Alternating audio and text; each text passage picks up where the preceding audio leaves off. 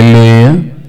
దేవుని మహా ఉన్నతమైనటువంటి కృపను బట్టి ఈనాటికి రాకడ సంబంధిత సూచనల నుండి, రాకడ సంబంధిత గుర్తుల్లో నుండి ఒక 30 సూచనలు, ఒక 30 రాకడ గుర్తుల మీద అద్భుతమైన పరిశీలన చేయడానికి దేవుడు తగిన సహాయాన్ని, అంతకు మించిన జ్ఞానాన్ని మనందరూ కూడా దేవుడు అనుగ్రహించారు. ఈ రోజున 31వ రాకడ గుర్తు, 31వ రాకడ సూచన. దానికంటే కూడా ముందుగా ప్రకటన గ్రంథంలో ఉన్నటువంటి ఒక చక్కటి మాటని జ్ఞాపకం చేసుకుని ముందుకు వెళ్ళడానికి ప్రయత్నం చేద్దాం. చూడండి, ప్రకటన గ్రంథం 13వ అధ్యాయము, ప్రకటన గ్రంథము 13వ అధ్యాయము 14వ వచనాన్ని ఇదన ప్రధాన ప్రాముఖ్యమైన అంశంగా తీసుకుని ముందుకు వెళ్ళే ప్రయత్నం చేద్దాం. కత్తి దెబ్బ తినియు బ్రతికిన ఈ క్రూర మృగమునకు ప్రతిమను చేయవలనని అది భూనివాసులతో చెప్పుచు ఆ మృగము ఎదుట చేయుటకు తనకీయబడిన సూచనల వలన భూనివాసులను ఏం చేస్తుందంటే మోసపుచ్చుచున్నదే అనేటువంటి మాట ఈ రోజున మాట్లాడబోయేటువంటి రాకడి సూచన ఈ దిన ప్రకటన గ్రంథానికి సంబంధించిన లేఖనాల్లో స్పష్టంగా రాయబడినది. అందరినీ కూడా అది ఏం చేస్తుందంటే మోసపుచ్చుచున్నది. సరే, తిమోతికి రాసినటువంటి 2వ పత్రిక 3వ అధ్యాయాన్ని మనం ధ్యానిస్తూ ఉన్నాం కనుక ఆ విషయాన్ని అక్కడ ఈరోజు రాకడ గుర్తు ఏంటనేది మనం చూసే ప్రయత్నం చేద్దాం. 2వ తిమోతికి రాసిన పత్రిక 3వ అధ్యాయము 4వ వచనము. ద్రోహులు, మూర్ఖులు, గర్వాంధులు, దేవుని కంటే సుఖానుభవమును ఎక్కువగా ప్రేమించువారు అనేటువంటి మాటల్లో ఆ 4th వర్స్లో మొట్టమొదటి రాకడ సూచన ఏంటంటే ద్రోహులు అనేటువంటి మాట కనబడుతుంది. ద్రోహులు, ద్రోహులు అంటే ఎవరు? వాళ్ళకి 2 కొమ్ములు, ముఖం అంతా రక్తం, పెద్ద పెద్ద జుట్టులు, ఒక కొన్ను మీద మాస్కు, ఇలాగేమన్నా ఉంటుందా? లేకపోతే మనవలే కనబడతారా వీళ్ళు? ద్రోహులు అనేటువంటి వారు ప్రత్యేకమైనటువంటి వారిగా కనబడతారా, లేకపోతే మనలాగే కనబడతారని అడుగుతున్నాను. ద్రోహులు అంటే ఎవరో, వారు ఎలా కనబడతారు అని మిమ్మల్ని ప్రశ్నిస్తున్నాను. చెప్పండి, ద్రోహులు అంటే ఎవరు? ఈజీగా ఒక్క సెంటెన్స్లో అయిపోవాలండి. ఒక పదాన్ని గంట చేపు మనం ఏవి వివరించక్కర్లేదు. ఒక్క పదాన్ని పట్టుకొని గంట చేపు ఏం ప్రసంగం చేయక్కర్లేదు. ఒక పదాన్ని ఒక్క లైన్లో చెప్పగలిగితే గంట ప్రసంగం కూడా వేస్ట్ అంటాను నేను. అది చెప్పగలిగే కృప దేవుడిస్తే దేవునికి మహిమ. ద్రోహులు అంటే ఎవరు? ఒక్క సెంటెన్స్లో చెప్పండి. మోసగించువారు, చక్కగా చెప్పారు. ఇంకా ద్రోహులు అంటే దానికి ఇంకా ఎన్ని రకాలైన అర్థాలు ఉన్నాయంటే అన్ని రకాలైన అర్థాలు ఉన్నాయి. కాబట్టి ఇంకొక అర్థం ఎవరన్నా చెప్పడానికి ప్రయత్నించండి. చెప్పండి, పర్వాలేదు, చెప్పండి. మన గురించి చెడుగా అబద్ధాలు చెప్పేవాళ్ళు, వీరు కూడా ద్రోహుల గుంపులో ఒకరే. ఇంకా ఒక సెంటెన్స్లో చెప్పండి. మీరు అందరూనే జపాన్ నుంచో అమెరికా నుంచో ఊడిపోయినట్టుగా చూస్తున్నారేటండి. వంక మాకు తెలుగు రాదు, మాకు తెలుగు అనేది ఈనాటి వరకు తెలియదు అన్నట్టుగా, ఏదో అమెరికా నుంచి ఊడిపడినట్టుగా ఉన్నాయి మీ వేషాలు. నేను అడిగేటువంటిది తెలుగు పదమే, తెలుగు అర్థాన్నే అడుగుతున్నాను. టీచర్ గారు ఉన్నారు ఇక్కడ, ఏం మాట్లాడట్లేదు. ఒక సెంటెన్స్లో చెప్పండి, ఒక లైన్లో చెప్పండి. ద్రోహులు అంటే ఎవరు? మాట్లాడట్లేదు ఇటర్ తమ్ముడు. అల్లి ప్రత్యేకమైన అర్థం ఉంటుందేమో, హేమనన్నకి మాత్రమే తెలిసేమో అనుకుంటున్నారేమో. హేమనన్ని ఏమీ ఆకాశం నుంచి ఊడిపడలేదు. చెప్పండి, ఏటమ్మా? ద్రోహులంటే ద్రోహం చేసేవాళ్ళు. ఆయన చెప్పిందే అదే. ఇంకా చెప్పండి, చెప్పాలి, చెప్పలేకపోతున్నారు. ఒక మాటలో చెప్తాను చూడండి. ఎవరినైతే ఎక్కువగా నమ్ముతామో ఆ వ్యక్తి చేసేటువంటి అన్యాయం ద్రోహం, ఆ వ్యక్తి చేసేటువంటి వ్యతిరేకమైనటువంటి భావజాలం నమ్మక ద్రోహం అంటాను. ఎవరినైతే ఎక్కువగా మనం నమ్ముతామో, ఎక్కువగా నమ్మినటువంటి వ్యక్తి మోసగిస్తే దాన్ని ద్రోహం అంటారు. నమ్మక ద్రోహం అనేటువంటి మరొక పదం కూడా, అర్థం కూడా దానికి వర్తిస్తూ ఉంది. అయితే ఈ చివరి దినాల్లోనంట ద్రోహులు ఎక్కువైపోతారంట. బిట్రేయల్ అనేటువంటి పదం ఉపయోగించబడింది ఇంగ్లీష్లో. అయితే ఇంకా లోతుగా మనం మాట్లాడుకోవాల్సి వస్తే ఇంకా చాలా రకాలైనటువంటి పదాలు అయితే అక్కడ ఉపయోగించబడ్డాయి. కానీ దానికంటే ముందుగా ఈ పదం యొక్క నిర్వచనాన్ని, దాని యొక్క అర్థాన్ని మీకు తెలియజేసి అనంతరం వాక్యంలోకి నేను వెళ్ళే ప్రయత్నం చేస్తాను. మళ్ళా చెప్తున్నాను చూడండి, ఎవరినైతే మనం ఎక్కువగా నమ్ముతామో ఆ నమ్మినటువంటి వ్యక్తి మనల్ని మోసగిస్తే దాన్ని ద్రోహం అంటారు. అన్యాయం వేరు, ద్రోహం వేరు, నమ్మక ద్రోహం కూడా వేరు. కానీ ఈజీగా అర్థం అవ్వడానికి చెప్పేటువంటి విషయం ఏంటంటే, నమ్మిన వ్యక్తి మోసగిస్తే దాన్ని ద్రోహం అంటారు.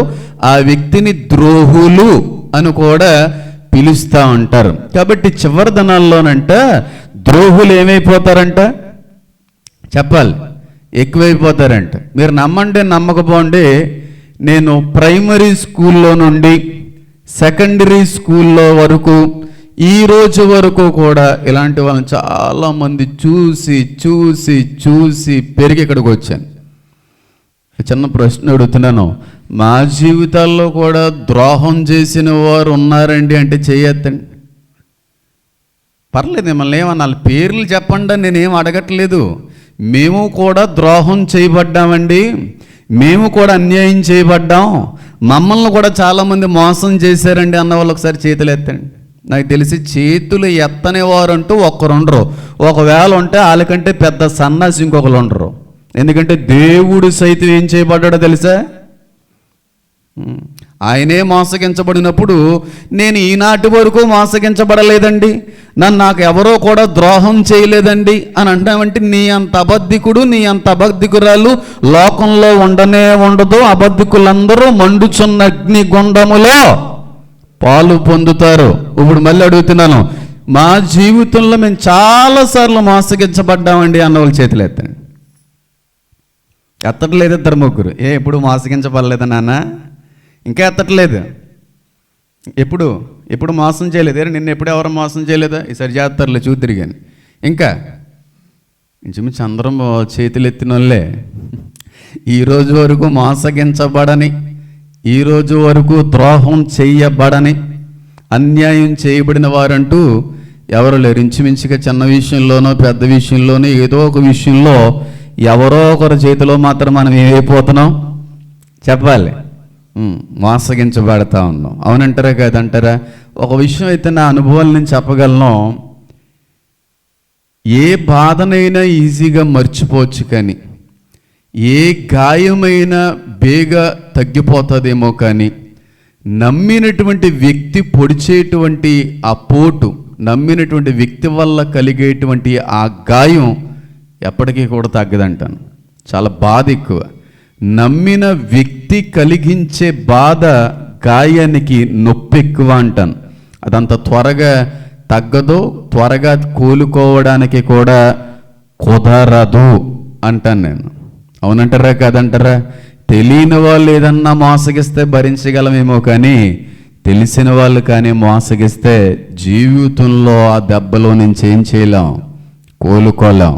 అలాంటి దెబ్బలు తిన్నవారు ఎవరైనా ఉంటే మీకు చాలా మంచి పాఠాలు దేవుడు నేర్పాడని, మరొకసారి ఎవరి చేతిలో ఆ విధంగా మోసగించబడకుండానట్లుగా జాగ్రత్త పరచడానికి దేవుడు పెట్టినటువంటి ఒక శ్రమని గమనించగలిగితే మన జీవితాలు చాలా బాగుంటాయి. అయితే చివరి దినాల్లోనంట ద్రోహులు ఎక్కువైపోతారంట, మోసగాళ్ళు ఎక్కువైపోతారంట, అన్యాయం చేసేటువంటి వ్యక్తులు ఎక్కువైపోతారు అనేటువంటి మాట చాలా స్పష్టంగా కనబడుతూ ఉంది. కానీ నేను ఒక మాట అయితే చెప్పగలనండి, మోసపోయే వాళ్ళు ఉన్నంతకాలం మోసం చేసేవాళ్ళు పుడుతూనే ఉంటారు. మోసపోవడం నీ తప్పు. మోసగించే వాళ్ళు ఎప్పుడూ ఉన్నారు, ఆది నుంచే ఉన్నారు. పరలోకంలో కూడా ఉన్నాడు ఒకడు, వాడే మోసగించాడు దేవాదేవుణ్ణి. అక్కడ మోసగించింది సరిపోదన్నట్టుగా భూమి మీదకి వచ్చిన తర్వాత కూడా ఆయన ఏం చేశాడు? సొంత స్నేహితుడి ద్వారాగా మోసగించాడు. కాబట్టి మోసగించేటువంటి వ్యక్తుల్లో తప్పు లేదంటలేదు, కానీ మోసపోయే వాళ్ళు ఉన్నంతకాలం మోసం చేసేవాళ్ళు పుడుతూనే ఉంటారు. ఈ ఆఖరి రోజుల్లో ద్రోహులు ఎక్కువైపోతారంట. భార్య చేతిలో మోసపోయిన భర్త, భర్త చేతిలో మోసపోయిన భార్య, బిడ్డల చేతిలో మోసపోయిన తండ్రి, ఆస్తి తగాదాల్లో మోసపోయిన సొంత అన్నయ్య. ఇవన్నీ ఈ మధ్యకాలంలో ఎక్కువ అవుతున్నాయి, తక్కువ అవుతున్నాయా? తినేదంతానేమో భర్త గారి సొమ్ము, అర్పణలన్నీ ఎవరికే? ఎందుకంటే ఆయన ఇక్కడ ఉండడు కదా, ఎక్కడో ఉంటాడు, చూడడు, పట్టించుకోడు, ఏం జరుగుతుంది అనేటువంటిది కూడా పరిశీలించేటువంటి అంత ఖాళీ ఉండదు అయ్యగారికి. మోసగించేటువంటి భార్యలు. నేను మొన్న ఒకసారి నాకు ఒక ఫోన్ కాల్ వచ్చింది. అంటే మ్యాక్సిమం అయితే అటెంప్ట్ చేయను, కానీ వాళ్ళు ముందుగానే మెసేజ్ చేసిన కారణాన్ని బట్టి నేను అటెంప్ట్ చేయవలసి వచ్చింది. ఆవిడ ఏమన్నదంటే, నేను వేరే ఒక అరబ్ కంట్రీలో ఉంటున్నానన్నా, నాకు ఎందుకో మీతో పంచుకోవాలని అనిపించింది కాబట్టి పంచుకుంటున్నాను, లేకపోతే పంచుకోకపోదును, మీరు ఎవరి దగ్గర అనర్లే అన్నారు. సరే, సంతోషం, అది చాలామందికి ఉపయోగపడుతుంది, కానీ చెప్తున్నాను, పేర్లు అయితే ప్రస్తావించను. అయితే వాళ్ళకి సొంత ఇల్లు లేదంట. ఇద్దరు పిల్లల్లో భర్త, ఇద్దరు పిల్లల్ని భర్త గారిని స్వగ్రామంలోనే ఈ దేశంలోనే ఉండి కష్టపడడానికి వేరొక దేశం వెళ్ళిందంట. ఎవరు? భార్య. వాస్తవానికి ఎవరు వెళ్ళాలి? కష్టపడేవాడు భర్త. మరి ఆయనకున్నటువంటి వ్యక్తిగత కారణాలు ఏంటో మనకు తెలియదు, కానీ భార్య గారు వెళ్ళి కష్టపడుతుంటే బోల్డ్ అని డబ్బులు పంపిస్తూ ఉంటుందండి. కష్టపడిందంతా భర్త గారికి పంపిస్తూ ఉంటే ఈయన ఏం చేయాలి? ఆ పిల్లల కోసం దాచిపెట్టాలి, ఇల్లు కట్టవలసినటువంటి వ్యక్తి ఇల్లు కట్టాలి. ఈయన ఏం చేశాడంటే ఆ డబ్బులన్నీ వేరొక అమ్మగారి చేతిలో పెట్టడం చక్కగా నేర్చుకున్నాడంట. ఈ విషయం అమ్మగారికి లేటుగా తెలిసింది. వచ్చిన తర్వాత అడిగేటప్పటికి తెలిసిన విషయం ఏంటంటే, ఎప్పటికీ ఈయన గారు ఇక్కడ రెండో సెటప్ను మెయింటైన్ చేస్తున్నాడో వచ్చిందంతా కూడా ఏం చేస్తున్నాడంటే ఆ వ్యక్తికి దారబోసేస్తున్నాడంట. మోసపోయినన్న చాలా బాధేస్తుంది, నా భర్త అలాంటి వాడు కాదు అని చెప్పి తర్వాత బాధపడి ప్రార్థించి ఆ వ్యక్తితో మాట్లాడిన తర్వాత ఒప్పుకొని విడిచిపెట్టి మారు మనసు పొందాడని అన్నప్పుడు దేవుని స్తుతించాను. ఇలాంటి వాళ్ళు ఎంతమంది కనబడట్లేదంటారు ఈ ఆఖరి దినాల్లో? తినేదంతా కూడా భర్త గారి డబ్బులే, కష్టమంతా కూడా భర్త గారిదే, కానీ భార్య గారిని అనుభవించేవాడు మాత్రం మరొకడు. కష్టపడేదంతా తల్లిదండ్రుల్లో, ఆస్తిని అనుభవించేది మాత్రం మరొకరు. ఈ విధమైనటువంటి ద్రోహాలు ఎక్కువైపోతాయి అనేటువంటి లేఖనాలు ఈ దినాల్లో స్పష్టంగా నెరవేరుతుందనేటువంటి విషయాన్ని మీ అందరికీ కళ్ళకు కట్టేట్టుగా చూపించే ప్రయత్నం నేను తప్పకుండా చేస్తాను. ఒక మాట మళ్ళీ చెప్తున్నాను, బాగా గుర్తుపెట్టుకోండి మాటని. మోసం చేసేటువంటి వ్యక్తులు ఎప్పుడు కూడా బయట నుంచి రారు. మోసగాళ్ళు ఎప్పుడు కూడా బయట ఉండరు. మోసం చేసే వాళ్ళు ఎప్పుడు కూడా మన దగ్గరే ఉంటారు. మన వాళ్ళే మనల్ని మోసం చేస్తారు. బయట వాళ్ళే ఎప్పటికీ మనల్ని మోసం చేయలేరు. బయట వాళ్ళు ఎప్పటికీ మనల్ని మోసగించలేరు. అయిన వాళ్ళే మోసం చేయాలి, బయట వాళ్ళు ఎప్పటికీ చేయలేరు. అవకాశం కూడా వారికి ఉండదు, దొరకదు కూడా అంటాను నేను. ఎందుకు ఈ మాట చెప్పాల్సి వస్తుందంటే, ఈ మధ్యకాలంలో నేను ఎందులో విన్నాను నాకు తెలియదు, కానీ చాలా బాధ అనిపించింది. ఎంత దారుణమైన వ్యక్తులు అంటే, ఏదో డబ్బులు అవసరం ఏదో ఉంటే స్నేహితుడిని అడిగాడంట. అడిగితే ఉన్నపాటుగా స్నేహితుడు అడిగాడు కదా అని చెప్పి కాదనకుండా 20 లక్షల రూపాయలు చేతిలో పెట్టారంట. 20 లక్షలు, ఒరే నేను వచ్చే సంవత్సరాలకల్లా నీకు పూర్తిగా ఇచ్చేస్తాను అని మాట ఇచ్చాడంట. వచ్చి సంవత్సరం మొదలయ్యింది, సంవత్సరం అంతా గతించిపోయిన తర్వాత అడిగడానికి మొహమాటం కొలిది అడిగాడంట. ఒరే బాబు, నాకు డబ్బులు అవసరం వచ్చినాయి, నువ్వు ఇస్తానన్నటువంటి డేటు కూడా దాటిపోయింది, నేను వడ్డీ కూడా నీకు ఇవ్వలేదు, ఎప్పుడు ఇస్తావో అని అడిగితే ఆ వ్యక్తి ఏం చేయాలి? ఒరే, సమయానికి నన్ను ఆదుకున్నావు, కష్టకాలంలో నాకు సహాయపడ్డావు, కాబట్టి నువ్వు అడగడం ఆలస్యంరా, అడగకముందే నేను ఇవ్వాలరా అనవలసిన వ్యక్తి పోలీస్ స్టేషన్కి వెళ్ళి కేసు పెట్టాడంటే, వీడు నాకు ₹1 కూడా అప్పు ఇవ్వలేదు, కానీ అప్పు ఇచ్చానని చెప్పి ఈరోజు దౌర్జన్యంగా ఇంటికి వచ్చి గొడవ పెట్టుకుంటున్నాడు అంటే, అప్పు ఇచ్చినటువంటి వ్యక్తులు నిర్దాక్షిణ్యంగా కటకటాల్లో వేసేసారు. అంత ద్రోహులు ఉంటారు. మళ్ళీ చెప్తున్నాను, ఇంకా మంచి సలహా ఇస్తాను చూడండి. ఎవరైనా మనకు బాగా కావలసిన వ్యక్తులు వచ్చి ఏదైనా ధన సహాయాన్ని కోరతే ఉత్తినే ఇవ్వడానికి మాత్రమే ప్రయత్నం చేయండి. అప్పులా ఇచ్చామని మాత్రం ఎప్పుడు అనుకోకుండా వాళ్ళు అప్పుగా తీసుకున్నా ఇవి మళ్ళీ మనకి తిరిగి రావు అనే భావంతోనే ఇవ్వండి. అప్పుడు శత్రుత్వం రాదు. అంతేగాని అప్పుగా ఇస్తే ఖచ్చితంగా వాడు ఎప్పుడో ఒక రోజున శత్రువు అయిపోతాడు. 100% శత్రువు అయిపోతాడు. అప్పు తీసుకున్నటువంటి వ్యక్తి ఇచ్చే విషయంలో ఎంత ఇబ్బంది పడిపోతున్నాడో, పైగా ఆయన మీద కేసులు పెట్టేశారంట. కేసులు ఇవన్నీ నమ్మక ద్రోహాలు కాదంటారా? ఈ మధ్యకాలంలో ఎక్కువ అవ్వట్లేదంటారా? కాబట్టి లేఖనాలు సెలవిస్తూ ఉన్నాయి, ద్రోహులు అంత్యధనంలో ఏమైపోతారంట? ఎక్కువైపోతారంట. అయితే నేను చెప్పదలిచినటువంటి విషయం ఇది కాదు, కానీ ఈ చివరి గడిలో చాలామంది చేతిలో చాలామంది మోసపోతారు. ప్రభువైన యేసుక్రీస్తు వారిని కూడా మోసం చేసింది ఎవరో తెలుసా? రోమన్ ప్రభుత్వం కాదు, రోమన్ సైనికులు కాదు, ఎవరో సొంత శిష్యుడే. చివరి రోజుల్లో కూడా క్రైస్తవులను మోసం చేసేది ఎవరంటే క్రైస్తవులే. యూదులను మోసం చేసేది ఎవరంటే యూదులే. ఈ కాలంలో ఈ బాగా ఎక్కువైపోయినాయి అని చెప్పి రుజువుపరచడానికి ఎక్కడో మాట్లాడుకోకర్లేదు.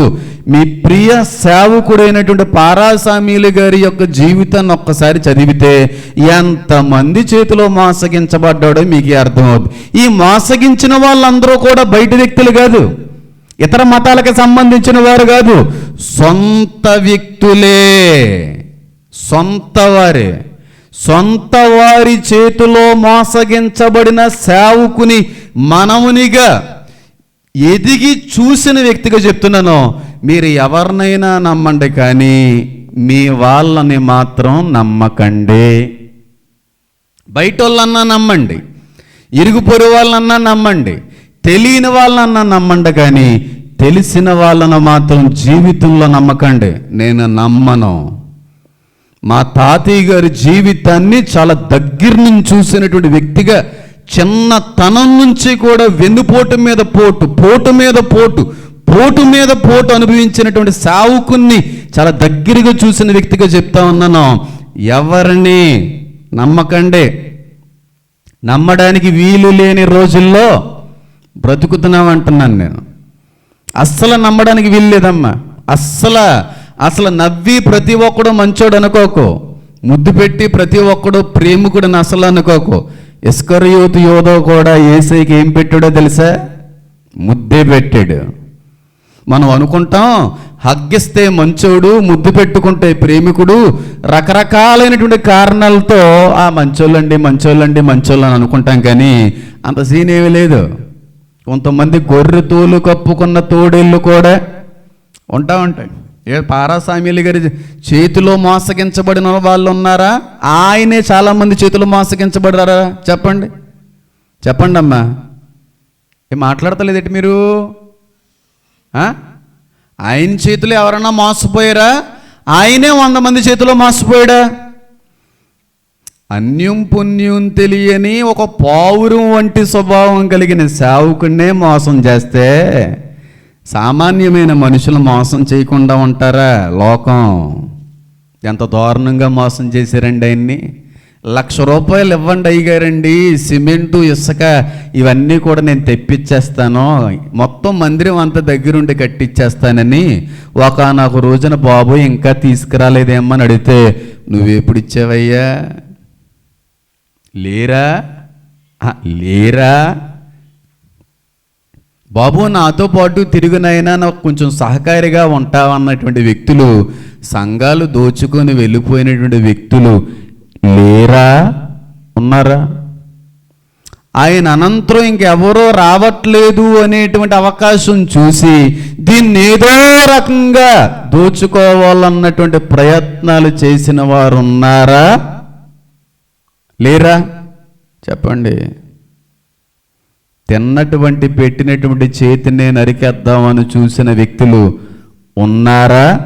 లేరా? వీళ్ళందరూ బయటోళ్ళా అయినోళ్ళా? చెప్పండమ్మా. వీళ్ళందరూ కూడా బయటి వ్యక్తులా లోపటి వ్యక్తులా? ఒక్కొక్కడిని దేవుడు కొడతా ఉంటే పగ తీర్చుకున్నట్టు నీ పని అన్నటువంటి లేఖనాల్ని భలే రుజువుపరుస్తున్నావు నాయన అని అనుకుంటా ఉంటాయి. ఎందుకంటే మనం పట్టించుకోకూడదు. ఆయనకి అప్పచెప్పితే ఆ తీర్పు, ఆ లెక్కలన్నీ ఎంత అద్భుతంగా ఉంటాయి, అన్నీ చూసి వచ్చిన వాళ్ళమే.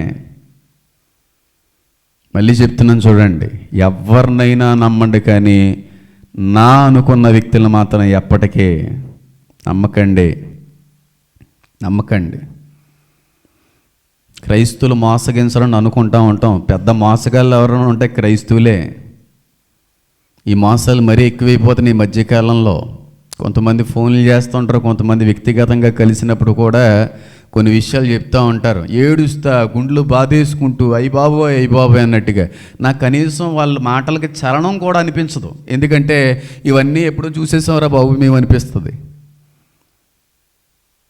చేరదీశానండి ఒక అబ్బాయిని, నాతో పాటుగా తిప్పుకున్నానండి పాస్టర్ గారు, సంఘంలో చాలా అద్భుతమైన పరిచర్య చేస్తున్నాడు, ఉంచుకున్నానండి. ఒకనొక రోజున ఏదో ఒక చిన్న మాట అన్నామని 20 మందిని తీసుకుని వెళ్ళిపోయాడండి. పక్కనే కట్టేసాడండి చర్చు. ఎవడో అంటే సొంత సంఘస్థుడే. ఇవి ఎన్ని సంఘాల్లో విన్నట్లేదంటారు మనం. సంఘాలు చీలిపోవడానికి కారణం ఎవరో? మోసగాళ్ళ లేకపోతే నీతిమంతులలో? చెప్పండి అమ్మా, మోసగాళ్ళ నీతిమంతుల? సొంత సంఘంలో ఉంటూ సొంత సంఘంలో నేర్చుకొని సొంత సంఘంలో ఎదిగి ఈ సంఘం నుంచి వెళ్ళిపోయి వేరే సంఘం పెట్టు, తప్పేమీ లేదు. ఎక్కడ పెట్టాలి? సువార్త లేని చోటకి వెళ్ళి పరిచయం మొదలుపెట్టు. సువార్త తెలియనటువంటి వ్యక్తుల దగ్గరికి వెళ్ళి సువార్తను ప్రకటింపజేయి. కానీ ఎంత విడ్డూరంగా ఉంటుందంటే, దేవుడి సేవల్లోకి పిలిచాడండి, దేవుడి ఏర్పాటులో ఉన్నాం అనుకుంటున్నామండి, సువార్తికుడిగా నా కుమారుడు నిన్ను వాడుకోవాలనుకుంటున్నానని దేవుడు స్వరం విన్నానండి. ఇంతకీ ఎక్కడికి పిలిచాడంటే దేవుడు అప్పటికే 10 సంఘాలు ఉన్నటువంటి సంఘాల మధ్యన ఇంకో సంఘం కట్టమన్నాడంటే దేవుడు. అప్పటికే 10 సంఘాలు ఉన్నాయి ఆ ఊర్లో, ఆ స్ట్రీట్లో అప్పటికే 20 సంఘాలు ఉన్నాయి. అక్కడ పిలిచాడంటే దేవుడు. ఇంకా అక్కడ ఎక్కడ వాక్యం లేదన్నట్టుగా, సంఘాలు లేవన్నట్టుగా, సువార్త ఎవరికీ తెలియదు అన్నట్టుగా అక్కడ పెట్టమంటున్నాడంటండి దేవుడు. తోమా గారు ఎక్కడికి వచ్చి పెట్టాడు సంఘాన్ని? సువార్త ఉన్న చోటగా సువార్త లేని చోటకి వెళ్ళాడా? చెప్పండి అమ్మా. పేతురు గారు సువార్త ఉన్న చోటకి వెళ్ళాడా, సువార్త లేని చోటకి వెళ్ళాడా? సువార్త లేని చోటకి వెళ్ళి సువార్త ప్రకటించడం, సంఘాన్ని నిర్మించడం పెద్ద విషయం ఏం కాదు. కానీ సువార్త ఆల్రెడీ ఉన్న చోట, అప్పటికే ఎన్నో సంఘాలు స్థాపింపబడిన చోట మళ్ళీ దేవుడు నన్ను అక్కడ పిలిచి సంఘం పెట్టమన్నాడు అంటే నువ్వు దేవుని స్వరం వింటున్నావా, అపవాది స్వరం వింటున్నావా? ఈజీగా అర్థమైపోతూ ఉంటుంది. ఎన్ని సాక్ష్యాలంటే, ఎంతమంది సేవకులు మోసగించబడుతున్నారంటే, ఎంతమంది సేవకులు ఉసురు పోసుకుంటున్నారంటే విశ్వాసులు, అంతమంది సేవకులు ఉసురు. ఈ సంఘంలో పుడతాడు, ఈ సంఘంలో ఎదుగుతాడు, ఈ సంఘంలో నేర్చుకుంటాడు. ఒకనొక సందర్భానికి వచ్చేసి ఈ సంఘంలో సగం మందిని దోచుకుని పోతా ఉంటాడు. వీళ్ళందరూ మోసగాళ్ళా కాదా? ఈ మధ్యకాలంలో ఎక్కువ వింటున్నామా లేదా? మన ఊర్లోనే బోల్డ్ అంతమంది ఉన్నారు, పేర్లు చెప్తే బాగోదు. బోల్డ్ అంతమంది. తాతయ్య గారు బాప్టిస్ట్ సంఘంలో పరిచయం చేసేవారు. బాప్టిస్ట్ చర్చిలో ఆయన ఒక సేవకుడిగా నియమించబడ్డ. ట్రైనింగ్ అయిన తర్వాత వాస్తవానికి 5 సంవత్సరాలు మాత్రమే ఉండాలి ఒక సేవకుడిగా, ఒక చేతగాడిగా. 5 సంవత్సరాల తర్వాత మరొక ప్రాంతానికి ట్రాన్స్ఫర్ చేస్తారు. అక్కడ ఉన్నటువంటి విశ్వాసులందరినీ కూడా ఈయన ఇష్టపడడం మొదలు పెట్టారు. ఈయన వాక్యానికి వాళ్ళందరూ కూడా ఆకర్షితులయ్యారు. ఈయన లేని పరిచయం ఊహించుకోలేని సందర్భాన్ని బట్టి పైన ఉన్నటువంటి యాజమాన్యంతో మాట్లాడుకొని 5 సంవత్సరాలు ఉండవలసినటువంటి దైవజనుడు కాస్త ఒక 20-30 సంవత్సరాలు ఆ గురించి పరిచయం చేశారు. తర్వాత కూడా ఉంచండి అంటే పై యాజమాన్యం ఒప్పుకోలేదు. అయితే అప్పుడు మన తాతయ్య గారు అన్నారంట, అమ్మ ఇప్పటి వరకు ఉంచడమే చాలా గొప్ప విషయం అమ్మ, నేను అంతకాలం ఉండడానికి వీలు లేదు, 5 సంవత్సరాలు మాత్రమే అది పరిమితి, కాబట్టి నేను వెళ్ళిపోవాలి అని అన్నప్పుడు అక్కడున్న సంఘస్థులు అందరూ అన్నారంట, సామ్యూల్ గారు మీరు వెళ్ళిపోతానంటే మేము వదిలేసేటువంటి సంఘస్థులం కదండి, మీరు ఎక్కడికి వెళితే మీతో పాటుగా మేము కూడా వెనకాల వచ్చేస్తామండి. అప్పుడు దైవజనులు అన్నారంట, చాలా తప్పమ్మది, చాలా తప్పు. ఎందుకంటే 5 సంవత్సరాలకి మించి నేను అక్కడ పరిచయం చేయడమే చాలా గొప్ప విషయం. మీ సంఘాన్ని విడిచి మీరు రాకూడదు, నేను వెళ్ళవలసిన చోటు మరొకటి ఉందని చెప్పి ఒక్కడు వచ్చి సంఘాన్ని స్థాపించాడు. ఆయన తర్వాత ఇంకొక పాస్టర్ గారు వచ్చారు, ఆయన ఒక 20 సంవత్సరాలు ఉన్నారు, ఆయనకు కూడా సేమ్ ఇదే ఎదురయ్యింది. అప్పుడు ఆయన అన్నాడంటే ఇదే మాట విశ్వాసులు, పాస్టర్ గారండి మీతో పాటు మేము వచ్చేస్తామంటే మీరు కాదు రమ్మనేది, నేనే రమ్మంటున్నాను అని చెప్పి సంఘంలో 70% మందిని తీసుకుని వెళ్ళిపోయాడు ఆ వ్యక్తి. పేరు చెప్పాలనుకోవట్లేదు, ఎందుకంటే మొన్న యూట్యూబ్లో ఆయన చూసి మహా గొప్ప దైవజనుడు అభిషక్తులని చెప్పి ఆయన పరిచయం చేస్తుంటే నవ్వు వచ్చింది. అభిషక్తుల దైవజనుల మోసగాల దైవజనులు ఎందుకు అవుతారండి? మనం చూసాను యూట్యూబ్లో, ఆ ఫీడ్లో వెళ్ళిపోతుంటే ఈయన కనపడ్డాడు చాలా రోజుల తర్వాత అని చెప్పి ఒక 4-5 నిమిషాలు చూస్తే మనందరికీ సుపరిచితమైనటువంటి మహా గొప్ప సేవకుడు, పలానా దైవజనుడికి ట్రాన్స్లేటర్ అని చెప్పి చూపిస్తే ఇంతకీ ఎవరంటే ఈయన మహా గొప్ప దైవజనుడు. నిజమే, పెద్ద సంఘంలో నుంచి 70% మందిని తీసుకుపోయి సంఘం పెట్టేసినాడు. సంఘం ఎవరి నాన్నగారు సొత్తు అండి? ఎవరి నాన్నగారు సొత్తు? ఎవరిదది? మందా సంఘం. సంఘాలను మొక్కలు చేసే మోసగాళ్ళు లేరు, సంఘంలో ఎదిగి వేరే సంఘం పెట్టేటువంటి క్రైస్తవ్యంలో ఉన్నటువంటి మోసగాళ్ళు లేరు, సువార్త ఉన్న చోట సంఘాలున్న చోట సాతాను మూలంగా పిలువబడి సంఘాలని స్థాపించే మోసగాళ్ళు లేరు. పొయ్యి పక్కన పొయ్యి పెట్టకూడదమ్మా అనేవారు దైవజనులు ఎప్పుడూ కూడా. మాట గుర్తున్నదో లేదో చిన్నప్పుడు నాకు ఇక్కడ సంఘంలో కొంతమంది పెద్దవాళ్ళు చెప్తే నాకు తెలిసింది, అమ్మ పొయ్యి పక్కన పొయ్యి ఎప్పుడు పెట్టకూడదు. మీ ప్రాంతంలో ఆయన మాత్రం మొట్టమొదటిగా సంఘం స్థాపించారు. ఆయన ఎప్పుడు అనేవారంటే ఆల్రెడీ ఒక మండుతున్నటువంటి పొయ్యి ఉండగా ఇంకొక పొయ్యి ఎందుకండి? దానికి వెళ్ళవలసినటువంటి, దానికి వేచవలసినటువంటి గాలి ఆగిపోవడం వల్ల, తక్కువ అవడం వల్ల మంట తక్కువ అవుతుందేమో అన్న ఉద్దేశంతో ఆయన అనేవారు. ఈ రోజున ఎలా ఉన్నారంటే సంఘం పక్కనే సంఘం, చర్చ్ ఎదురుకుండానే ఇంకో చర్చ్, అదే సందులో 10 చర్చిలు. అందుకే బీజేపీ గవర్నమెంట్ ఎంత తిరగబడుతుంది. వాళ్ళ దేవాలయాలు కూడా లేవు ఊర్లన్నీ, అన్ని చర్చిలు ఉన్నాయి, తప్పేమీ లేదు. ఈ మాట కొంతమందికి బాధ కూడా కలిగించచ్చు, నేనేం చేయలేను. దేవాలయాల కంటే చర్చిలు ఎక్కువైపోయినాయి. చర్చిలు ఉండడం తప్పు కాదు, ఉన్న చోట చర్చి కట్టడం తప్పు అంటాను నేను. ఉన్న చోట చర్చ్. నన్ను చాలామంది వ్యక్తిగతంగా ఫోన్ చేసి వ్యక్తిగతంగా మెసేజ్లు పంపుతూ ఉంటారు, అన్న ఇక్కడ మనం సంఘం పెట్టాలన్నా, మేము ప్లేస్ అరేంజ్ చేసామన్నా, మీకోసం ఒక ఏంటిది ఓపెన్ హాల్ రెంట్కి తీసుకుంటామన్నా, మన కుర్రోళ్ళు ఉన్నారన్నా. నాకు ఎన్ని మెసేజ్లు వచ్చినాయంటే లాస్ట్ 2 years నుంచి అన్నీ వస్తూ ఉంటాయి. బోల్డ్సార్లు మీతో పంచుకున్నాను, తమ్ముడు అక్కడ సంఘాలు ఏమీ లేవా? బోల్డ్ అన్న ఉన్నాయన్నా. మరి ఎందుకు తమ్ముడు మళ్ళీ అక్కడికి వచ్చి నాతో సంఘం పెట్టించడం? సంఘం పెట్టించిన తర్వాత, సంఘం పెద్దదైన తర్వాత నన్ను గెంటేసి నువ్వు పాస్టర్ అయిపోవడానికి అనిపించింది. అలాంటి బోళ్ళు చూశాను అనుకోండి, చెప్తున్నాను. అందరూ అలా ఉండకపోవచ్చులేండి, నిజంగా చెప్తున్నాను.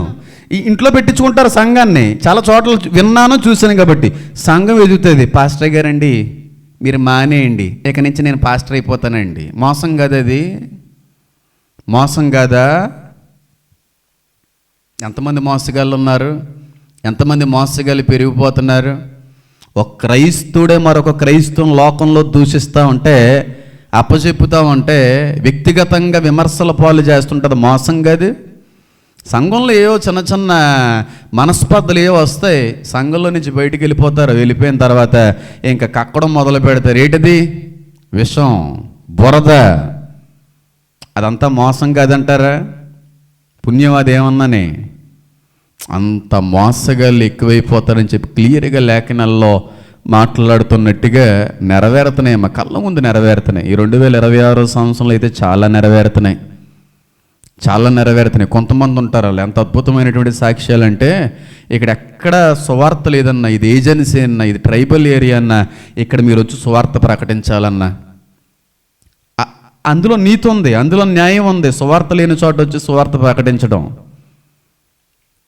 చూడండి ఎంత భయంకరమైన పరిస్థితుల్లో, ఎంత అన్యాయపు స్వభావం కలిగిన మనుషులు ఎక్కువైపోతున్నారు. ప్రతి ఒక్కరి జీవితంలో మోసగాళ్ళు ఉంటారు, ప్రతి ఒక్కరి జీవితంలో అన్యాయం చేసే వాళ్ళు ఉంటారు, ప్రతి ఒక్కరి జీవితంలో ఎప్పుడో ఒకప్పుడు వెన్నుపోటు పొడిచిన వారు ఉంటారు. ఎంతమంది ఉన్నా వాళ్ళని క్షమించుకుంటూ పోవాలి. కానీ ప్రతి ఒక్కరి జీవితంలో తక్కువగా కనబడేటువంటి వ్యక్తులు మాత్రం కొంతమందే ఉంటారో. నువ్వు ఎంత తిట్టినా, ఎంత కొట్టినా, ఎంత బాధ పెట్టినా, ఎంత దుఃఖపరిచినా నువ్వే కావాలని ప్రాకులాడే వాళ్ళు మాత్రం కొంతమందే ఉంటారో. వాళ్ళు డబ్బులు పెట్టి కొందామన్నా దొరకరో, వెతుకుదామన్నా సరే కనబడరో. అలాంటి వాళ్ళు మాత్రం జీవితంలో పోగొట్టుకోకు.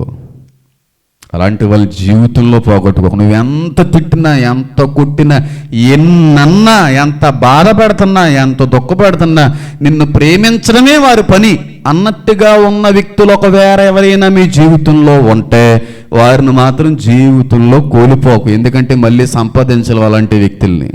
మోసగాలు పుట్టగొడుగుల్లా పుడతానే ఉంటారు. నిన్నుగా ప్రేమించే వాళ్ళు మాత్రం కావాలన్నా దొరకరు. అంటే ఏమి ఆశించకుండానే, ఏ విధమైన స్వార్థం లేకుండా ప్రేమించేవాళ్ళు. అందరి ప్రేమలోని స్వార్థం లేదని అనట్లేదులేండి, అందరూ స్వార్థపరులే. కానీ తక్కువ మంది ఉంటారు ఏమీ ఆశించకుండా, 1% కూడా ఆశించకుండా 99% ప్రేమించే వ్యక్తులు ఒకవేళ మీ జీవితంలో ఉంటే వారిని మాత్రం మీరు కోల్పోకండి. సూటిగా సమాధానం చెప్పండి. అలాంటి వాళ్ళు మా జీవితంలో ఉన్నారండి అంటే చేతులు ఎత్తండి. అలాంటి వాళ్ళు మా జీవితంలో ఉన్నారండి. నన్నుగా ప్రేమించి ఏమీ ఆశించకుండా, మేము ఎంత బాధ పెట్టినా నన్ను విడిచి వెళ్ళని వాళ్ళు ఉన్నారండి అన్న వాళ్ళు ఎవరన్నా చేయొత్తండి. అది భార్యలు కావచ్చు, భర్తలు కావచ్చు, చేయొత్తండి. పర్లా ఒకళ్ళు ఇస్తారు అక్కడ. ఎవరండి ఆ వ్యక్తి? ఎవరో నాకే ఆశ్చర్యం వేసింది. మీ చెయ్యెత్తితేని ఎల్లుడి గారండి దేవుడితో సమానమే. అమ్మో, ఇంకా ఆయన తప్ప ఇంకెవరో లేరా? ఉంటే చేతులు ఎత్తండి. చేతులు ఎత్తడానికి అంతసేపు ఆలోచిస్తున్నారంటే మీరు డ్రామా కడుతున్నారని అర్థం. నీ జీవితంలో ఉన్నారా తమ్ముడు అలాంటి? నువ్వే పట్టించుకోవాలి. ఇంకెవరున్నారు? ఏమండి సంతోష్, నీ జీవితంలో ఎవరైనా ఉన్నారమ్మా అలాంటి? లేరా? ఏంటి ఆమోస్ గారు మీ జీవితంలో బయటోళ్ళని అడుగుతున్నారులే మీరు అన్నాడు, చదువుతున్నాడు ఆయన. ఏ సంతోష్ కుమార్ గారు మీ జీవితంలో? ఏ బాబు? డాక్టర్ బాబు చెప్పు, ఉన్నారు అలాగే నేను నిండుగా ప్రేమించే వాళ్ళు? నా జీవితంలో అయితే ఉన్నారు. నా భార్య. ధైర్యంగా చెప్పగలను, గర్వంగా చెప్పగలను. ఇప్పుడు ఇలా ఉన్నాను నేను అనట్లేదు, కానీ చాలా బాధ పెట్టాను, చాలా తిట్టాను, చాలా ఇబ్బంది పెట్టాను. కానీ ఆవిడ నన్ను ప్రేమించేటువంటి ప్రేమలో ఎప్పుడూ కూడా తగ్గలేదు. అలాంటి వాళ్ళు ఉంటే జీవితంలో కోల్పోకండి, జీవితంలో పోగొట్టుకోకండి. చాలా రేరుగా దొరుకుతారు అలాంటి వాళ్ళు. మా నాన్నగారికి మా అమ్మ లాంటి వాళ్ళు, మా తాతయ్య గారికి మా అమ్మమ్మ లాంటి వాళ్ళు. ఎన్ని శ్రమలు అనుభవించిన, ఎన్ని శ్రమలు పాలైనా విడిచి వెళ్ళకుండా చివరి వరకు నిలబడే వ్యక్తులు చాలా తక్కువ మంది ఉంటారు. అది భార్య రూపంలో కావచ్చు, భర్త రూపంలో కావచ్చు, స్నేహితుల రూపంలో కావచ్చు, బాయ్ ఫ్రెండ్ గర్ల్ ఫ్రెండ్స్ రూపంలో అయినా కావచ్చు. జీవితంలో ఎప్పుడు అలాంటి వాళ్ళని కోల్పోకు. ఒకవేళ కోల్పోతే మళ్ళీ జీవితంలో ఎప్పటికీ సంపాదించలేవు. నా ఫ్యామిలీ పరంగా ఇంకా చాలామంది ఉన్నారు నా లైఫ్లో. ఉన్నారు మీ జీవితంలో అలాంటి వ్యక్తులు? ఎవరు లేరా? మీరందరూ చీప్ మెంటాలిటీ అన్నమాట. అలాగని కాదుగా ఉంటారమ్మా, ఎక్కడో ఉంటారు. మనం వాళ్ళని గమనించట్లేదు.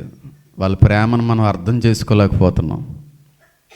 వారు మనల్ని ఎంత ప్రేమిస్తున్నారో మనం చూడలేకపోతున్నాం.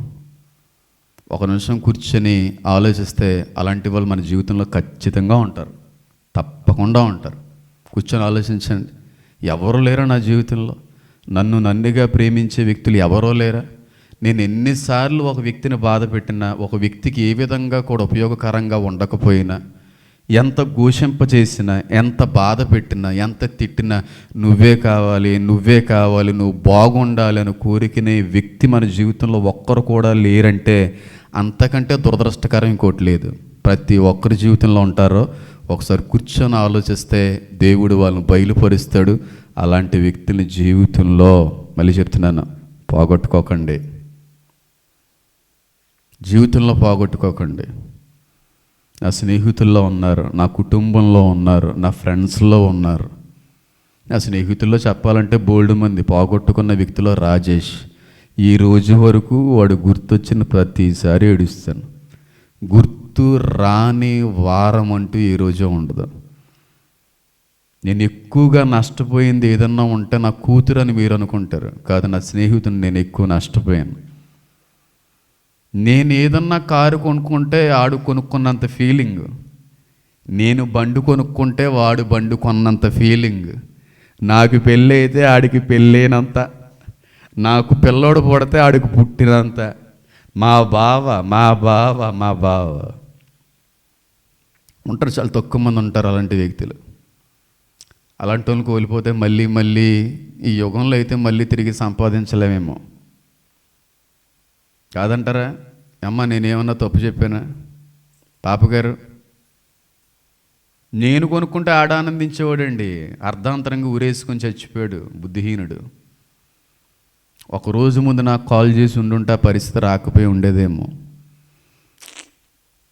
బాధ, కొన్ని సందర్భాల్లో భరించలేని బాధ, కళ్ళు తుడుచుకున్న ఆగని కన్నీరు ఉంటారు చాలామంది లైఫ్లో. ఏమో నాకు అనిపించింది, నా మీద వాడికి అంత ప్యూర్ లవ్ ఉందో లేదో దేవుడికి ఆ వ్యక్తికే తెలియాలి. కానీ ప్రస్తుత సమాజంలో కానీ మనం చూస్తే, మనం ఇల్లు కట్టుకున్నాం అనుకోండి, ఈ స్ట్రీట్ చివరున్నటువంటి వ్యక్తి ఏమీ బాధపడ్డావు. ఎవరు బాధపడతారో తెలుసా? మన ఇంట్లో వాళ్ళే. మనం కారు కొనుక్కున్నాం అనుకోండి, అవతల వీధిలో ఉన్నటువంటి వ్యక్తి ఏం బాధపడ్డావు, మనోళ్ళే బాధపడతారు. కారు కొనుక్కున్నా మనోళ్ళే బాధపడతారు, ఇల్లు కట్టుకున్నా మనోళ్ళే బాధపడతారు, పెళ్లి చేసుకున్నా మనోళ్ళే. అంటే మోసగాళ్ళందరూ ఎక్కడున్నారు? మనలోనే ఉన్నారు. బయట వాళ్ళు ఎప్పుడు ఉంటారు. కాదు, మీరు టెస్ట్ చేయండి. మీరు మంచి ఇల్లు కట్టారా? చుట్టుపక్కల వాళ్ళు అందరూ ఎక్కడ ఎప్పుడన్నా బాధపడడం చూసారా? ఎవరు బాధపడుతుంటారో చూసా? నీ చుట్టాలే బాధపడతారు, నీ సంఘస్థులే బాధపడతారు. నువ్వు మంచి కారు కొనుక్కున్నావా, ఆ కారు లోపల పెట్టే లోపు దానికి కావలసినంత దిష్టి అంతా తగిలద్ది. ఎవరి వల్ల తెలుసా? చుట్టుపక్కల వాళ్ళ కాదు, నీ వాళ్ళే. కారు కొనేసారు, ఇల్లు ఏది ఈవిడిగా డబ్బు కట్టినట్టు, వీళ్ళేదో లోన్లు కడతానట్టు కారు కొనేసారండి, ఇల్లు కట్టేశారండి, పెళ్లి చేసేసారండి, పిల్లలు కూడా. మరి బాబా, పిల్లలు పుట్టడానికి కారణం కూడా నువ్వేనా? మరి ఎందుకురా నీకు అంత ఏడుపు? వాళ్ళు ఏదో కష్టపడి ఏదో పిల్లలకు అన్నారు కదా, నువ్వేనా కష్టపడ్డావా? ఇంత మోసగాళ్ళు ఉంటారమ్మ మన చుట్టూని. మీకు చెప్తే మీరు అర్థం చేసుకోవట్లేదు, కానీ ఇవన్నీ చూసేసి వచ్చేసేనే ఎటు నాకు తెలియదు. కానీ అయ్యా బాబోయ్, ఎవరిని నమ్మను. మీరు నమ్మకండి. నమ్మకమైన వాడు ఒక్కడే. ఎవరైనా మనం నమ్ముకున్న ప్రభువైన యేసుక్రీస్తు వారు మాత్రమే. మనం ఇంకొనో పాపులై ఉండగానే ఆయన ఏం చిందించాడంటే, అది ప్రేమ అంటే, అది నమ్మకం అంటే. మన మీద అంత ప్రేమ, అంత నమ్మకం పెట్టుకున్న దేవుడి మీద ఏమో నమ్మకం ఉంచం, కానీ మనం బాగుంటే ఏడ్చే వ్యక్తుల మీద ఎంత నమ్మకమో మనకి. నిన్ను ఎవరు నమ్మమన్నారో, ఎవరు మోసపోమన్నారు? కాబట్టి మోసగాళ్ళు చివరి దినాల్లో ఎక్కువైపోతారంట. అన్యాయపు మాటలు చెప్పి, తీపి కబుర్లు చెప్పి, ఏదో రకంగా ఒక వ్యక్తిని మోసగించి అన్యాయం చేసే వ్యక్తులు ఎక్కిపోతారు. బాగా గుర్తుపెట్టుకోండి. ఎందుకు ఈ మాట చెప్పాలనిపిస్తుంది? నిన్ను ఎక్కువగా ప్రేమించేటువంటి భర్తను కానీ నువ్వు మోసగిస్తే దానికి తగిన ప్రతిఫలం ఖచ్చితంగా పొందుకుంటావు. నిన్ను ఎక్కువగా నువ్వు తప్ప ఇంకెవరో లేదన్నటువంటి రీతిలో ప్రేమించే భార్యను మోసగిస్తే ఖచ్చితంగా లెక్క చెప్పుకుంటావు. అది తల్లి అయినా, తండ్రి అయినా, పిల్లలైనా, ఎవరైనా. స్వార్థం లేని ప్రేమ చూపించే వ్యక్తులను మోసగించడం మహాభయంకరమైన పాపం. ఈ చివరి దినాల్లో అట్టి వారు ఎక్కువైపోతారంట. అలాంటి మోసగాలికి నువ్వు ఎలా ఉండాలో తెలుసా? విముఖుడివై ఉండాలి. వారితో జతపట్టకూడదు, నువ్వు వారితో స్నేహాన్ని కుదుర్చుకోకూడదు. మోసగాలికి దూరంగానే ఉండాలి. దైవ ప్రేరేపణతో కొంతమంది మోసగాళ్ళని దేవుడి మూలంగా గ్రహించి కొంతమందికి అప్రమత్తం చేసే ప్రయత్నాలు చేస్తూ ఉంటాను నేను. మా తల్లిగారు అంటూ ఉంటారు, ఎందుకురా నీకు అవసరం అంటావా? ఎవరి జీవితాలే వాళ్ళు ఏదో చూసుకుంటారు, నీకు ఎందుకురా అంటే, అమ్మ దేవుడు బయలుపరిచాడమ్మా నాకు. దేవుడు చూపించడు, ఆ వ్యక్తి యొక్క స్వభావాన్ని దేవుడు నాకు చూపించినప్పుడు జాగ్రత్త పరచకపోతే దేవుడు నన్ను అడుగుతాడు కదా. అంటే బాబు నీకు ఎంత చెప్పినా నువ్వు వినవలే అని అంటూ ఉంటారు. అయినా సరే చెప్పడం ఎక్కడ మాన్నో. ఒకనొక సందర్భానికి నన్నే బ్యాడ్ చేస్తారు వాళ్ళు ఒకటైపోతారు, చెప్పినోడు బ్యాడ్ అవుతూ ఉంటాడు. అలాంటి పరిస్థితులు వస్తాయి. కానీ చివరి దినాల్లో మోసగాళ్ళు ఎక్కువైపోతారంట. దీన్ని ఎలా అర్థం చేసుకోవాలంటే, ప్రస్తుత రోజుల్లో అది స్పష్టంగా కళ్ళకు కట్టేట్టుగా నెరవేరుతుంది. ఏ విషయంలో అంటే, ఇజ్రాయేలు దేశానికి ఏ దేశం అయితే చివరి వరకు కొమ్ము కాస్తుందో, ఎవరైతే ఎత్తు పట్టుకుంటుందో, ఎవరైతే నిత్య సహాయ సహకారాలు అందిస్తుంది అని మనం అనుకున్నామో, వాళ్ళే వెనక నుంచి పోటు పొడిచేటువంటి వ్యక్తులుగా మారుతున్నారంటే మీరు నమ్ముతారా? ఇజ్రాయేల్ దేశం ఫుల్ సపోర్ట్ పొందుకుంటుంది. ఎవరిది? ఏ దేశం నుంచి? అమెరికా నుంచి. ట్రంప్ రావడం మాకు మంచిదని కోరుకున్న ఏకైక దేశం. ఈ రోజున ట్రంప్ సమక్షంలోనే మేము 3వ యెరూషలేము దేవాలయం కడతామని బహిరంగంగా ప్రకటించినటువంటి దేశం. ట్రంపే ఈనాటి మా కోరేషు అన్నటువంటి దేశం ఇజ్రాయెల్ దేశం. ఒకప్పుడు ఇజ్రాయేల్కి ఏ కోరేష్ అయితే నిలబడి 2వ దేవాలయం రినోవేషన్కి వాడు సహకరించి సహాయం చేశాడో, అదేవిధంగా ఈనాటి కోరేష్ ఎవరన్నా ఉన్నారంటే, దేవుడు మా కొరకు మళ్ళీ పుట్టించిన కోరేష్ ఎవరన్నా ఉన్నారంటే ట్రంపే అని చెప్పి నాణాలు ముద్రించినటువంటి ఇజ్రాయేల్ దేశాన్ని కాదు అంటున్న, మోసం చేస్తున్నటువంటి పరిస్థితులు కనబడుతున్నాయి ట్రంప్ గారి జీవితంలో. ఏ విషయంలో చెప్పమంటారా? F-35 అనేటువంటి యుద్ధ విమానాలు ఉంటాయి. అమెరికా దాన్ని బాగా తయారు చేస్తూ ఉంటుంది. చాలా స్పీడ్గా వర్క్ చేసుకుని వచ్చేస్తూ ఉంటాయి, చాలా స్పీడ్గా. కొన్ని రాడార్స్ కూడా అవి చెక్కవు. అయితే ఇప్పుడు ఇజ్రాయేల్కి టర్కీ అనే దేశానికి పడట్లేదు, రెండు కూడా శత్రు దేశాలు. అయితే ఇజ్రాయేల్ది కొంచెం అప్పర్ హ్యాండ్ ఉంటుంది, వాళ్ళది కూడా అప్పర్ హ్యాండే ఉంటుంది. అయితే టర్కీ అనే దేశం దగ్గర యుద్ధ విమానాలు లేవు. ఇజ్రాయేల్కి ఇస్తూ ఉంటుంది అమెరికా ఎప్పుడూ కూడా. ఇప్పుడు నెతన్యాహు అనేటువంటి ఇజ్రాయేల్ ప్రధాని ట్రంప్ గారు చెప్పినట్టుగా వినట్లేదని శత్రువులకి ఆ యుద్ధ విమానాలు అమ్ముతున్నాడు. అప్పుడు నెతన్యాహు అన్నాడు, అలాంటి పని చేయకండి ట్రంప్ గారు, చాలా కష్టమైపోతుంది వాళ్ళతో యుద్ధం చేయడం అనేది, ఇన్బ్యాలెన్స్ అవుతుంది, చాలా ఇబ్బందులు మనం తలెత్తవలసి వస్తుందంటే, నేను ఎవరి మాట వినే ప్రసక్తి లేదంటున్నాడు ఆయన. అంటే మోసం చేయడంలో ఒక కారణమే కదా. మళ్ళీ చెప్తున్నాను చూడండి, ట్రంప్ అమెరికా దేశం ఏ దేశాల మీద అయితే అపరిమితమైన నమ్మకం పెట్టుకుందో అదే దేశాలు ఆ దేశాన్ని మోసగిస్తాయి. ఆ దేశాల్లో ప్రధాన దేశం సౌదీ అరేబియా అనేటువంటి ఈ ముస్లిం దేశముని అమెరికా ఫ్రెండ్స్ ఇప్పుడు. కానీ అమెరికా ఒకానొక సందర్భంలో వెన్నుపోటుకి గురవ్వడానికి గల కారణం సౌదీ అరేబియా. మీరు చూస్తూ ఉండండి, అది కానీ జరగకపోతే ఈ రోజు వరకు నన్ను నిలబెట్టింది దేవుడే కాదు. సౌదీ అరేబియా చేతులు అతి కిరాతకంగా మోసగించబడతారు అమెరికా దేశస్తులు, అమెరికా ప్రభుత్వం. ఈనాటి వరకు ఇజ్రాయెల్ దేశం ఎవరి మీద అయితే నమ్మకం పెట్టుకుందో వారి చేతిలో మోసగించబడతారు. యూదుల్ని ఎవరో మోసం చేయలేరు. ఎవరు మోసం చేస్తారో తెలుసా? సొంత యూదులే.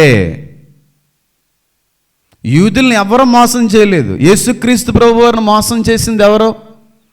సొంత అపోస్తలుడే, సొంత శిష్యుడే.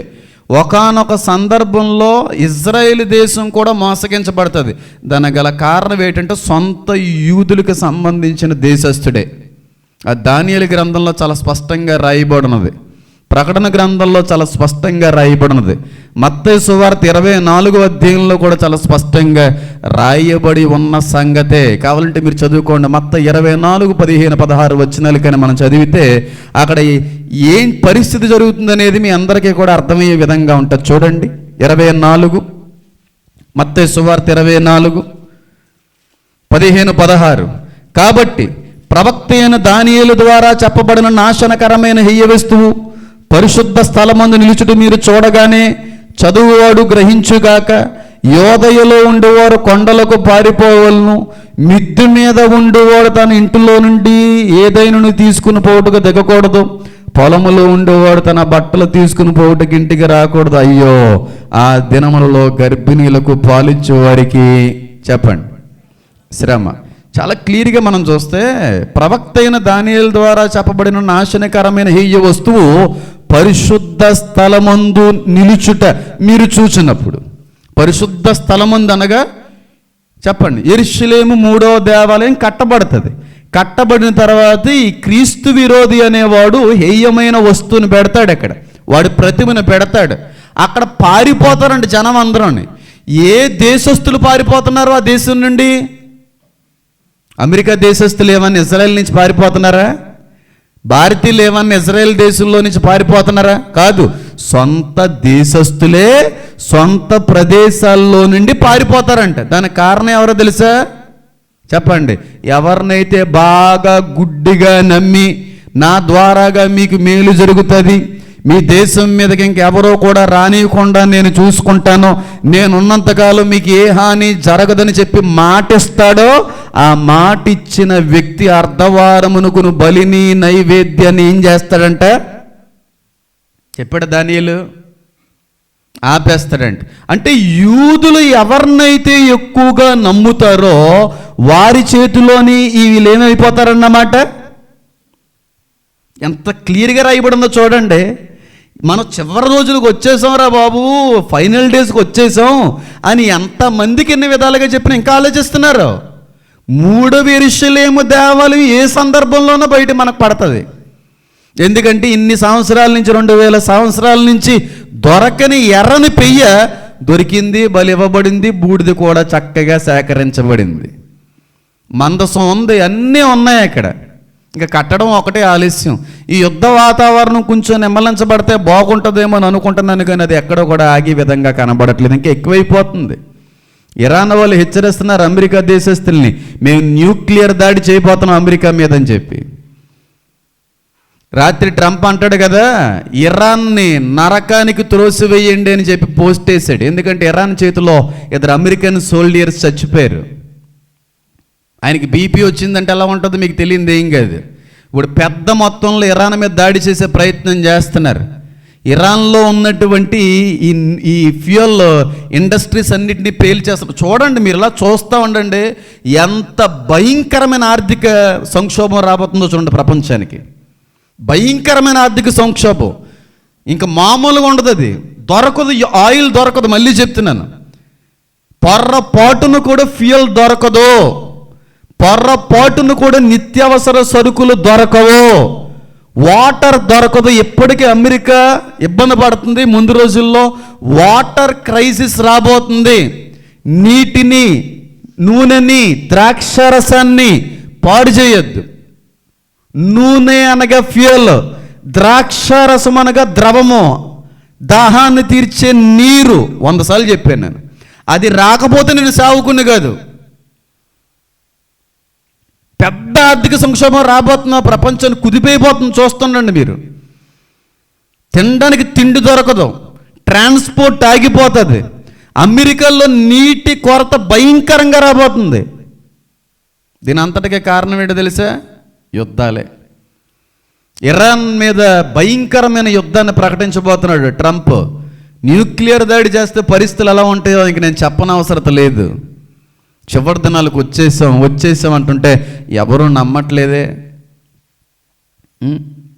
120 సంవత్సరాల్లో ప్రకటించాడంట నోవాహు, ఎవరో నమ్మలేదంట. తొలకరి వాన పడిన తర్వాత, నీటి ఓటలు బ్రద్దలైన తర్వాత నోవాహు మమ్మల్ని క్షమించు, తలుపులు తీయవా అంటే ఆయన ఏం తీయగలడు? ఎందుకంటే ఆయన తలుపేయలేదు కదా. నోవాహు జలప్రలయం రిహార్సల్ మాత్రమే. బాగా గుర్తుపెట్టుకోండి, నోవాహు జలప్రలయం రిహార్సల్, ట్రైలు మాత్రమే. అసలు సిసలైనటువంటి ఉగ్రత రాబోతుంది. అది అగ్నితో దహించబడేటువంటి ఉగ్రత.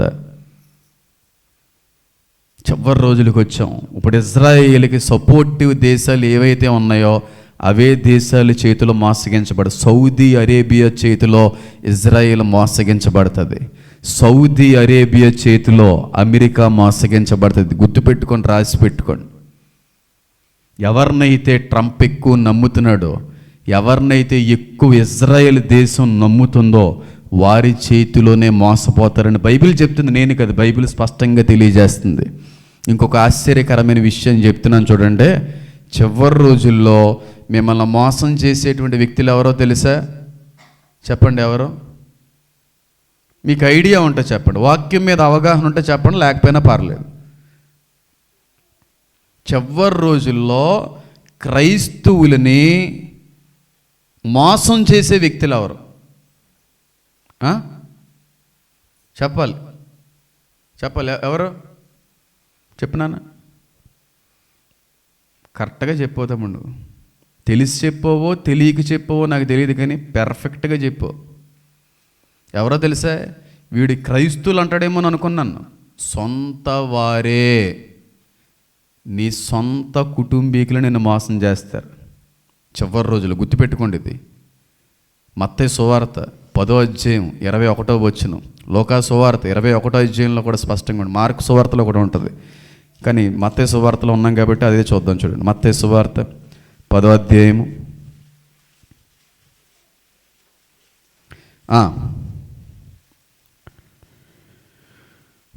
19వ వచనం, 10-19. వారు మిమ్మల్ని అప్పగించినప్పుడు ఎలాగ మాట్లాడదాము, ఏమి చెప్పుదాము అని చింతింపకుడి. మీరేమి చెప్పవలన అదే గడియలోనే మీకు అనుగ్రహింపబడును. మీ తండ్రి ఆత్మ మీలో ఉండి మాట్లాడుచున్నాడే గాని మాట్లాడువారు మీరు కారు. సహోదరుడు సహోదరుని తండ్రి కుమారుణ్ణి మరణమునకు ఏం చేస్తారంట? అప్పగిస్తారో. పిల్లల తండ్రుల మీద లేచి వారిని చంపించెదరు. మీరు నా నామము నిమిత్తం అందరి చేత ద్వేషించబడుదురు. అంతం వరకును సహించిన వాడు. ఎవరిని మరణానికి అప్పచెప్తారంట? పిల్లలు, తండ్రులు, సహోదరులు. అంటే ఎవరో ఫ్యామిలీ, మనవారే అన్నాడు చూడండి. అది కరెక్ట్. అది సింపుల్గా చెప్తాను చూడండి. ఇప్పుడు ఏదో ఒక రకమైన చట్టం రాబోతుంది అనుకోండి, క్రైస్తవులకు వ్యతిరేకమైన చట్టం. ఇంకా మామూలుగా ఉండదు ఆ చట్టం. క్రైస్తవులమి అని చెప్పుకుంటే రిజర్వేషన్లు తీసేసి చట్టం అనుకుందాం. క్రైస్తవులమి అని చెప్పుకుంటే పథకాలు తీసేసే చట్టం ఏదో రాబోతుంది. కుటుంబంలో 4 ఉన్నారు, అందులో ఒక వ్యక్తి క్రీస్తుని అంగీకరించాడు. ఈ వ్యక్తి మాత్రం నాకు క్రీస్తే కావాలి, నాకు పథకాలు వద్దు అంటున్నాడు. ఈ ఒక్క వ్యక్తి వల్ల మిగిలిన 3కి పథకాలు పోతున్నాయి, సంక్షేమ పథకాలు రావు. ఆ 3 ఆ వ్యక్తిని ఏం చేస్తారో చెప్పండి. వీడి వల్లే మొత్తం ఇదంతా వస్తుంది. ముందు దీన్ని వేసేయండి లోపల, వీడిని వేసేయండి లోపల. వద్దు అంటే దేవుని నమ్ముకుంది. ఈ వ్యక్తి వల్లే ఎప్పటికీ మేము చాలా ఇబ్బందులు పడుతున్నాం. అర్జెంటుగా వీళ్ళని తీసుకుని వెళ్ళి ఏం చేయండి, మీకు నచ్చినట్టు చేయండి. ఎవరంటారంట? వీరే. ఎప్పటికేది మన జీవితాల్లో, మన కుటుంబాల్లో జరగట్లేదంటారా? మన ఫ్యామిలీస్లో దేవుని నమ్ముకున్నందుకొరకు నీ వల్లే కదా ఇన్ని కష్టాల్లో. నువ్వు నమ్ముకున్న తర్వాతే కదా శ్రమలు ఎక్కువైపోయినాయి. ఆ దేవుని నమ్ముకోనంతకాలం మనం ఎలా ఉన్నాం?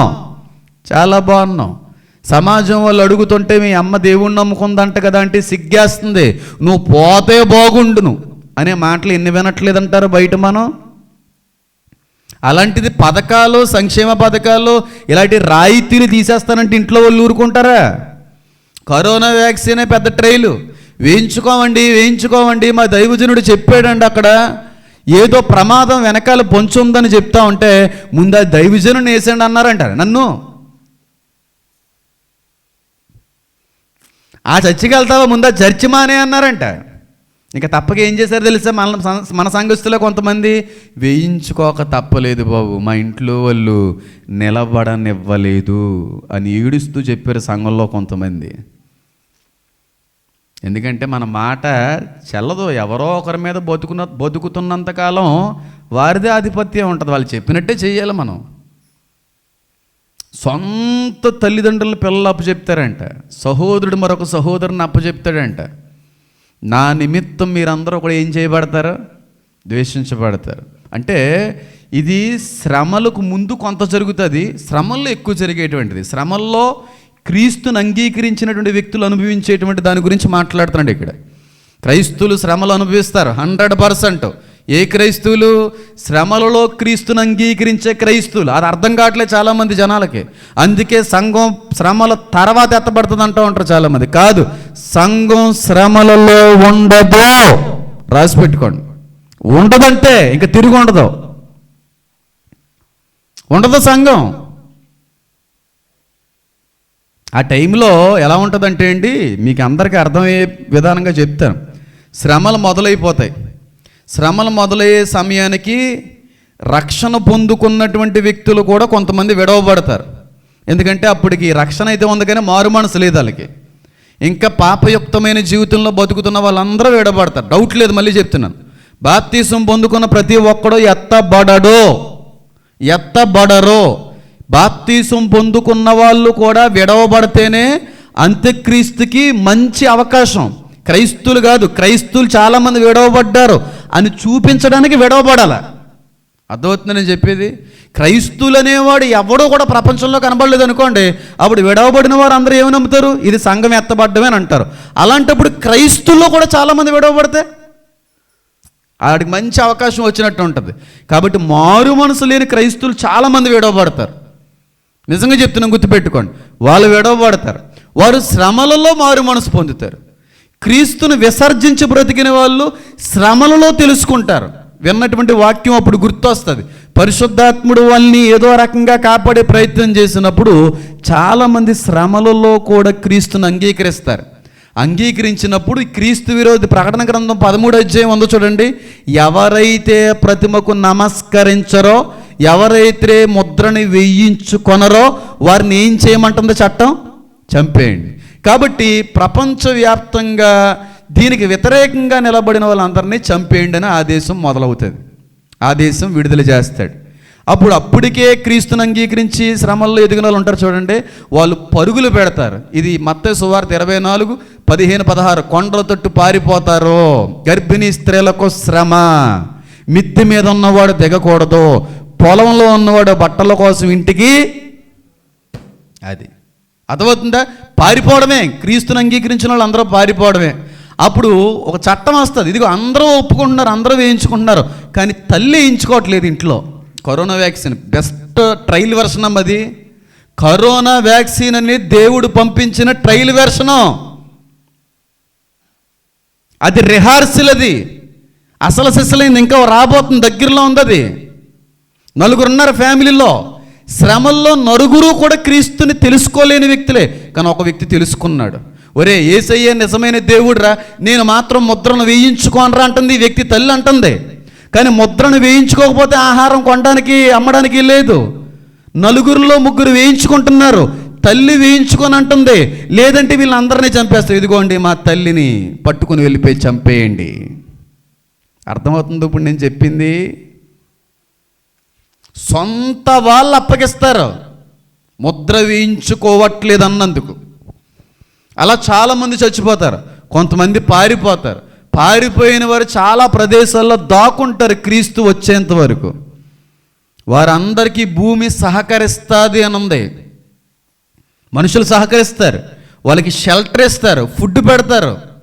వాళ్ళందరినీ కూడా దేవుడు ఒకానొక సందర్భంలో తీర్పులో ప్రక్కకు తీసుకొస్తాడు. బట్టలు లేని వారికి బట్టలు ఇచ్చారు మీరు, ఆకలేస్తే ఆకలికి ఇచ్చారు మీరు, నిరాశ్రయులకి ఆశ్రయం ఇచ్చారు మీరు, చెరసాల్లో ఉన్నవారిని వెళ్ళి ఓదార్చారు. మేము ఎప్పుడు చేసామయ్యా? నాలో ఒకడు చేస్తా నాకు చేసినట్టే. క్రైస్తువులకి సహకరించేటువంటి వ్యక్తులను కూడా దేవుడు ఆ రోజున కృప చూపబోతున్నాడు. 100 సార్లు చెప్పాను నీతి సూర్యుడు విషయంలో. ఎవరికి అర్థం కాలేదు అది అర్థం కావడం ఏముందలే, దేవుడు బయలుపరిస్తేనే దాన్ని స్పష్టంగా మనం చెప్పగలం తప్ప నేర్చుకుంటే చెప్పేది చెప్పలేము. అది ఎప్పటికీ సొంత వాళ్ళు మోసగిస్తారంట, సొంత వాళ్ళు మనల్ని ఇబ్బందులు పెడతారంట, సొంత వాళ్ళు అప్పచెప్తారంట. మళ్ళీ చెప్తున్నాను, మళ్ళీ రోజు రావచ్చు రాకపోవచ్చు.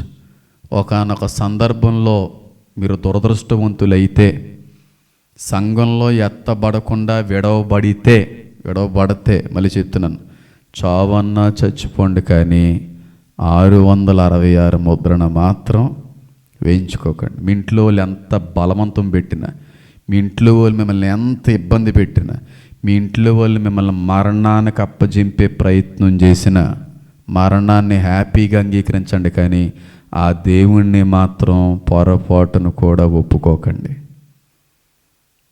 ఇప్పటికే స్టార్ట్ అయింది. ఆ స్ట్రక్చర్ అంతా ఫామ్ చేసుకున్నాడు క్రీస్తు విరోధి. వాడు ప్లాన్లు అన్నీ జరిగించుకుంటూ ముందుకు వెళ్తున్నాడు. మనకు అర్థం కావట్లేదు. మన కనువిప్పు ఇంకా కలగట్లేదు. చివరి రోజులకు వచ్చేసామమ్మ. చివరి రోజుకి 2026లో నెరవేరినన్ని రాకడ గుర్తులు ఈనాటి వరకు ఇప్పుడు నెరవేరలేదు. 2026లో అన్ని రాకడ సూచనలు అన్నీ నెరవేరుతున్న ఏకైక సంవత్సరం అంటాను. పోప్ ఉన్నాడు కదా, పోపు, క్యాథలిక్ పోప్, 2033వ సంవత్సరానికి క్రీస్తు పునరుద్ధానమయ్యి 2000 సంవత్సరాలు అవుతుందంట. 2033వ సంవత్సరం వస్తే క్రీస్తు పునరుద్ధానమయ్యి 2000 సంవత్సరాలు పూర్తవుతుందంట. పెద్ద ఫెస్టివల్ చేయాలని ప్లాన్ చేస్తున్నాడు ఆ వ్యక్తి. ప్రపంచంలో ఉన్న క్రైస్తవులందరినీ ఒక చాటకి చేర్చాలని చెప్పి 2000 సంవత్సరాలు. దానికి ముందు ఒక 7 సంవత్సరాల కంటే ముందుగా సంఘం ఎత్తబడితే ఎంత బాగుంటుందో. ఒకవేళ ఎత్తబడితే 2026, 2027 మధ్యలో ఎత్తబడితే పెర్ఫెక్ట్గా లింక్ అవుతుంది. అది నేను చెప్పలేను, ఎందుకంటే ఆ దినము దేవదూతలకు కూడా తెలియదు, నాకే తెలియదు అన్నప్పుడు నేను ఎలా చెప్పగలను? కొన్ని క్యాలిక్యులేషన్స్ అంతే. ఆయన భూమి మీదకి వస్తాడు, 2 దినములు అయిన తర్వాత 3వ దినమున ఆయన వచ్చును. చూడండి ఒకసారి, ఆ క్యాలిక్యులేషన్స్ బట్టి అయినా కొంచెం మనం సిద్ధపడ్డానికి కొన్ని అవకాశాలు, కొన్ని కారణాలు. ఆయన అంటున్నారు అలాగే. ఆయన అంటే వీటి నేను ఎప్పుడు చెప్పాను? 2023లో చెప్పాను. 2032, 2033కి 2000 సంవత్సరాలు పూర్తవుతూ ఉంది అని చెప్పానా? ఎంత పెద్ద వీడియో చేశాను దాని మీద నేను. ఒకవేళ శ్రమలో 7 సంవత్సరాల శ్రమలు ముగిసిన తర్వాత క్రీస్తు రావడం అనేటువంటిది నిజమైతే 7 సంవత్సరాల ముందు ఖచ్చితంగా సంఘం ఎత్తబడాలని కోరుకుంటున్నాను. అది అవుతుందని నేను చెప్పాను కూడా చాలా సందర్భాల్లో. చూడండి ఒకసారి, టైం ఉందంటారా లేదంటారా? నెమ్మదిగా టైము అయిపోతుంది. చాలా వరకు టైం ఎప్పటికీ మనం పాడు చేసుకున్నాం. చాలా చివరి దినాలకు వచ్చేసాం. మోసాలు ఎక్కువైపోతున్నాయి. భర్త చేతుల్లో భార్య, భార్య చేతుల్లో భర్త, పిల్లల చేతిలో తల్లిదండ్రులు, తల్లిదండ్రుల చేతిలో పిల్లలు, అయిన వారి చేతిలోనే మోసాలు. ఎన్ని చెప్పండి, ఎన్ని చెప్పండి. ఒక వ్యక్తి గురించి నేను చెప్పి ముగించేసుకుంటాను. నిజంగా అలాంటి వాళ్ళు ఉంటారా అంటే వస్తారని బైబిల్ చెప్పింది. ఉంటారు ఏంటి, వస్తారని చెప్పింది.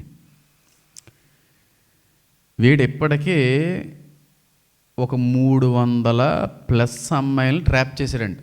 300+ అమ్మాయిలు. వాడు ఏం అందంగా ఏముండడో, వాడికి పెద్ద క్వాలిఫికేషన్ ఏముండదు, కానీ టాలెంట్, స్పోక్స్ పర్సన్ అన్నమాట. కొంతమంది మాటలతో బురుడి కొట్టిచ్చేస్తారు చూడండి, ఉంటారు అలాంటి వాళ్ళు. నేను చాలామందిని చూశాను. ఫెంటాస్టిక్గా మాట్లాడగలరు, సూపర్ కమ్యూనికేషన్ స్కిల్స్ ఉంటాయి వాళ్ళకి. ఎంత ఈజీగా పడగొడతారంటే, అయ్యి బాబు ఈడి మొహం చూస్తేనేమో గంగిరెద్దులా ఉంటుంది, ఆ అమ్మాయిని చూస్తేనేమో మహా ఉత్తమ సౌందర్యవతిలా ఉంటుంది. ఎలా పడిందంటే మాటలు పడిపోయింది అంతే. అలా 300 మంది అమ్మాయిలు ట్రాప్ చేశారంటున్నాడు. ఆడు చేసి పని ఏంటంటే లవ్వు, ప్రేమ, పెళ్ళి, ఈ 3 మాటలే. ఫస్ట్ ప్రేమ, తర్వాత పెళ్ళి. ఈ మాటలు పట్టుకొని ట్రాప్ చేసి అమ్మాయిని వాడికి నచ్చినట్టుగా ఉపయోగించుకున్న తర్వాత పెళ్ళి చేసేసుకునేవాడంట సీక్రెట్గా. ఏముంది, ఒక పసుపు గుమ్మ పెట్టుకొని ఒక తాడు కడితే పెళ్ళి నమ్మేస్తుంది కదా ఆడమ్మాయి. చేసేసిన తర్వాత పెళ్ళి అయిపోయింది కదా, ఎవరికి కూడా చెప్పేవాడు కదా. ఎక్కడికో ఏ గుడికి వెళ్ళి తీసుకుని వెళ్ళేవాడంట. ఎక్కడికో వెళ్దామని తీసుకెళ్ళి ఒక 3 రోజులు 4 రోజులు గడిపేవాడంట. 5వ రోజుకి ముంబై రెడ్ లైట్ ఏరియాలో 300 అమ్మాయిలు నమ్మేశాడంటాడు. ఈ 300 మంది వాడిని నమ్మితే మోసపోయారా, నమ్మకుండానే మోసం చేశారా చెప్పండి? ఒక్కొక్కరు బయటకు వస్తున్నారు. ఇప్పుడు అవన్నీ ప్రభుత్వాలు మారిన తర్వాత ఏటో తెప్పిస్తున్నారంట. ఒక్కొక్కరిని స్కార్ఫ్లై కట్టుకొని అమ్మాయిల సాక్ష్యాలు చెప్తున్నారు. అమ్మేసాడండి మమ్మల్ని, పెళ్లి చేసుకున్నాడండి వీడు. ఇప్పటికీ అలా 300 మంది అంట. మొన్న ఒకటి చూశాను, ఏదో క్రైమ్ ఫైల్స్ చూస్తున్నప్పుడు. వాడు 10th class fail. 10th class fail. Cinema యాక్ట్రెస్ని మోసగించాడు. సినిమా యాక్ట్రెస్ని, మీ అకౌంట్ని ఎవరో హ్యాక్ చేస్తున్నట్టుగా నేను గమనించాను అని చెప్పి ఆవిడనే హ్యాక్ చేసేసి ఆవిడ దగ్గర డబ్బులు దొబ్బేశాడంట. వీళ్ళందరూ మనం చూస్తుంటే నమ్మి మోసపోయే వాళ్ళే. అందరూ మోసపోయిన వాళ్ళు, అందరూ నమ్మి మోసపోయిన వాళ్ళే. కాబట్టి మీరు ఏం చేయకండి, ఎవరిని చెప్పండి, నమ్మకండి. ఏ గొడవ ఉండదు. మీ పని మీరు చూసుకున్నారంటే ఏ ఇబ్బంది ఉండదు. నేను మళ్ళీ చెప్తున్నాను, మీతో ప్రేమగా మాట్లాడే వాళ్ళందరూ కూడా మీరు బాగుండాలని కోరుకునే వ్యక్తులు కాదు. మీ ఎదుట ఒక రకమైన మాట మాట్లాడతారు, మీ వెనకాల ఇంకొక రకమైన మాట మాట్లాడతారు. గుర్తుపెట్టుకోండి. ప్రేమగా మాట్లాడుతున్నారని, చాలా స్మూత్గా మాటలు ఉన్నాయని నీ పర్సనల్ విషయాలకైనా అక్కడ వదిలేసావు అనుకో, రేపు రోజున వాళ్ళే శత్రువులు అయిపోతారు. ఎవరిని నమ్మకండి. ఎందుకు నమ్మాలి తమ్ముడు సంతోష్? నమ్మడానికి ఎవరిలో అయినా నీతి ఉందంటావా తమ్ముడు? ఆయన ఒక్కడినే నమ్మండి, ఎవరిని నమ్మకండి. నమ్మి మోసపోవడం ఎందుకు, నమ్మకపోవడమే మంచిది కదా అంటాను నేను. కాబట్టి ఇలా మాట్లాడుకుంటూ వెళ్ళిపోతే చాలా విషయాలు చెప్పాలనుకున్నాను, కానీ సమయం అనుకూలంగా లేదు. ఇంకా చాలా లోతైన విషయాలు ఇంకా మిగులున్నాయి. తగిన సందర్భంలో తగిన సమయమునందు వాటన్నిటినీ మీతో నేను పంచుకోవడానికి నేను తప్పకుండా ప్రయత్నం అయితే చేస్తాను. కాబట్టి ద్రోహులు ఎక్కువైపోతారు. ఇజ్రాయెల్ ద్రోహం చేయబడుతుంది, అమెరికా ద్రోహం చేయబడుతుంది, ఇండియా ద్రోహం చేయబడుతుంది. ఇండియాలో ఉన్నవారే మన ఇండియాను మోసం చేస్తారు. గుర్తుపెట్టుకోండి.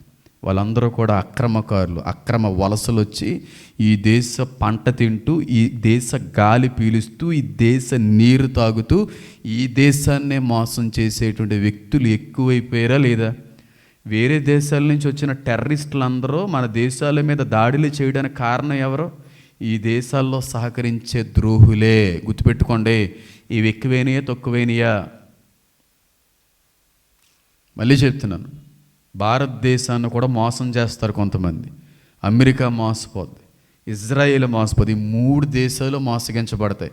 ఈ 3 దేశాలు మోసగించబడ్డానికి కారణం, ఈ 3 దేశాల వారు ఎవరినైతే ఎక్కువగా నమ్ముతారో వారి చేతిలోనే మోసగించబడతారు. ఎప్పటికీ అర్థమవుతుంది ఎవరి చేతిలో మోసగించబడతారని. కానీ నేను పేర్లు చెప్పకూడదు, గవర్నమెంట్స్ పేర్లు చెప్పకూడదు, ఎందుకంటే చాలా సివియర్ పనిష్మెంట్స్ ఉంటాయి. నేను వాటిని ఎక్స్ప్రెస్ చేయాలనుకోవట్లేదు. నాకు తెలుసు, అర్థమవుతుంది, కానీ చెప్పాలనుకోవట్లేదు. నేను చివరి దినాలకు వచ్చేస్తాం. చాలా చివరి గడియకి మనందరం కూడా చేరిపోయాం. ఎప్పటికైనా మన ఆత్మనేత్రాలు తెరవబడకపోతే ఇక దేవుడు కూడా మనల్ని కాపాడలేడేమో. ద్రోహులు ఎక్కువేరా తక్కువేరా? ఒక మాట చెప్పండి. ఎక్కువేరా తక్కువేరా? రోడ్డు బయటికి వెళ్తే రోజు మోసాలే. ఫేక్ బంగారం, ఫేక్ నోట్స్. మనం చూడండి, ఎక్కడిచ్చాడో తెలియదు 500 రూపీ నోటు, నాకు తెలియదు, అది మారదంట. ఇంకా నేను మారదని అందంగా చెప్పాడు. బాబు ఇది ఫేక్ నోటు, దొంగ నోటు, మీరు ప్రింటింగ్ ఏమైనా చేస్తున్నారంటే నేనేం సమాధానం చెప్పాలా? అది మీకు తెలీదు, ఎక్కడో వచ్చేసింది అలాగా. అందుకే మొత్తం ఇప్పుడు నోట్స్ అన్నీ మార్చేస్తున్నారు నరేంద్ర మోడీ గారు. పేపర్ నోట్స్ తీసేసి ప్లాస్టిక్ నోట్స్ వస్తున్నాయి. ఇంక దాన్ని మళ్ళీ ఫార్జరీ చేయలేరు, డూప్లికేట్ చేయలేరంట. విన్నారా మీరు? నేను విన్నాను, నోట్ కూడా చూశాను, చాలా బాగుంది. అది ఎంతవరకు రియల్ థింగో నాకు తెలీదు. ఎక్కడ పడితే అక్కడ మోసాలు ఎక్కువైపోయినాయి, ఎక్కడ పడితే అక్కడ ద్రోహాలు ఎక్కువైపోయినాయి. సొంత షాపులో పనిచేసి ఇవ్వడండి, దొంగలతో చేతులు కలిపి రాత్రికి రాత్రి బంగారం కుట్టు అంతా లేపేశాడు. సొంత బ్యాంక్కే కాపలా కాయవలసినటువంటి ఒక సెక్యూరిటీ గార్డు కొట్టేశాడు. ద్రోహాలు రోజు రోజుకి ఎక్కువ అవుతున్నాయి. న్యూస్ తీయండి, పేపర్స్ ఓపెన్ చేయండి, రోజు ద్రోహాలే, రోజు అన్యాయాలే, రోజు మోసాలే. ఎక్కువ అవుతున్న కాలానికి వచ్చేసాం. సిద్ధపడండి అని మాత్రమే నేను చెప్పగలను. కళ్ళు మూసుకుందాం, ప్రార్థన చేసుకుందాం. నా దేవ, నా తండ్రి, నా